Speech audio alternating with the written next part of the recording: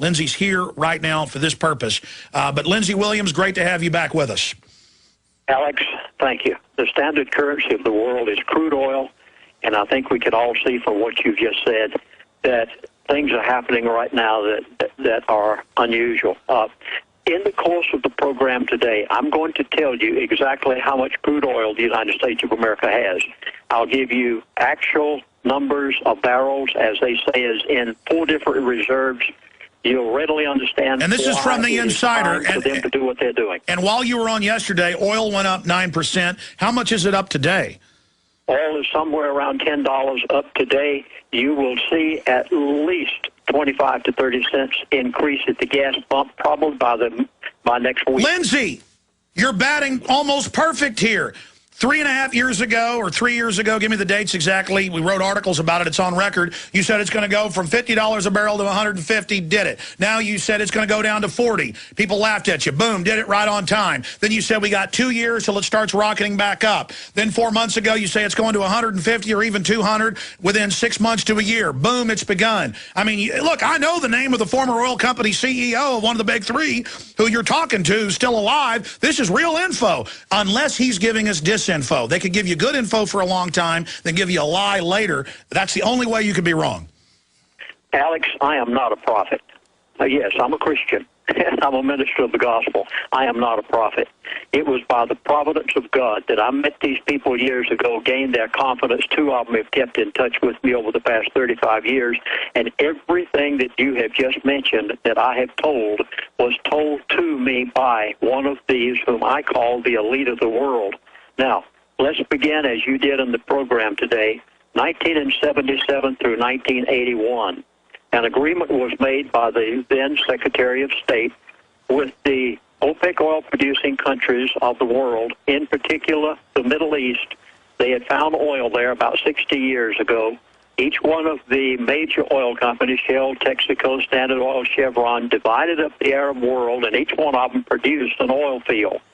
Then, of course, they became the elite, the ones that had the most and doing the most. Then Henry Kissinger comes along as Secretary of State, goes to those countries that had been produced by the major oil companies. Read the book The Three Sisters if you'd like background on all of this. And he said, I want to cut you a deal. We will be glad to buy your oil and not produce American oil. This is so important, what you've just said. This is the key to the whole thing. We will not produce America's oil fields. They know it's there. I'm going to tell you how much is there later in the program. But they said, we will not produce America's oil fields. We will buy oil from you if you will take a certain portion of everything that we buy oil from you with and buy our T-bills, our Federal Reserve issues.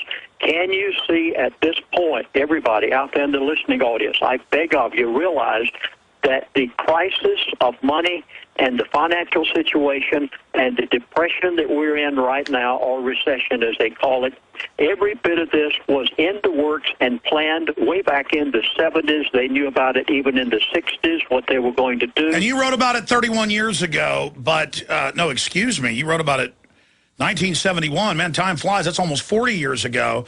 And so looking at this, Lindsey, because we've already covered that yesterday, just explain to people how that's a double cross. Some of them don't understand what you just said, even though it's as plain as a barn door. Now, the crisis that took place in Egypt, they predicted it to me, and I gave it on your show. Alex, please tell the audience, I gave this on your show back 4 months ago. I was told that within 4 to 5 months, there would be a major crisis in the Middle East. I announced it on your show, and it took place in Egypt, was the beginning of it. Alex, do you remember me saying that? Yes, I do. But Lindsey, just quantify it for folks that haven't read your book, because I guess, it is complex. Explain how it's a double cross. I mean, if they stop buying the Arabs' oil and develop it here, that's going to totally send the Middle East, who's on welfare, into a tailspin, because they've had the oil money to produce a giant population, but they can't grow their own food. True. Now, what they did was they created this crisis, and it's going to spread all over the Middle East. Gaddafi right now is saying that Libya, if he's ousted, that he will destroy all the oil fields in Libya before he leaves. 1.6 million barrels a day that goes to Europe. You know what this is going to do to the price of crude oil? This is spreading. It was Egypt. Now it's Libya. It'll go right on to every one of the Middle East oil-producing countries, Jordan, Tunisia, Turkey, Saudi Arabia, every single one of them, Yemen. They're all going to see riots, and this will bring about or will precipitate the production of oil in the Middle East will cease as we know it today. Now, this is very important because at this point, can you imagine what will happen to the price of oil when Saudi Arabia says we can no longer supply for the United States of America because we have riots and civil unrest in our country? This will bring the price of crude oil and the price of gasoline at the gas pump in America to $6, $7, $8, maybe even $10 a gallon at the gas pump, if you can even get it. What is this going to do to the American dollar? I was told that the dollar will be dead by the end of 2012. How does this relate to the Arab oil world? Because the oil-producing countries of the world, with the exception of Iran and Iraq, have been buying our debt. They've been buying our T-bills, our Federal Reserve issues. They've been buying them since way back in 1977. And so they won't be able to buy as many. They won't be able to buy as many. That will further weaken the dollar. They won't be selling as much oil. That will further hurt their economies, and it'll cause a domino effect. And that's breaking the deal the globalists made with them on the 70s. That's the double cross. Correct, Lindsey? That is correct. And when they can't produce over there, and in America we have financial problems to the point that the Federal Reserve T-bill, tell you what, Lindsey, stay there. Let's accelerate to the rise of China and what you were told on that and how it integrates into the U.S., their plans for us. Stay with us. Everything we said came true. Everything we've done has been right. Lindsey Williams is our guest. We'll take 5 or 6 phone calls towards the end of this hour, or about 45 after. I promise to go to them. The toll-free number to join us, 800-259-9231. Please, only questions for Lindsey Williams. Okay, summing it up, the info we didn't have time to get into on the rise of China, what the globalists are going to do to the U.S., the oil that they're going to open up and where, how much of it there is, directly from this former Big Three oil company CEO. Then I want to come back and go back in time to the information you've never been able to talk about with Ken Fromm, dealing with that speech you gave with him. Again, all this was hiding in plain view. Lindsey, please continue. The civil unrest in the Middle East is going to grow worse and worse. It will go from one nation to the other.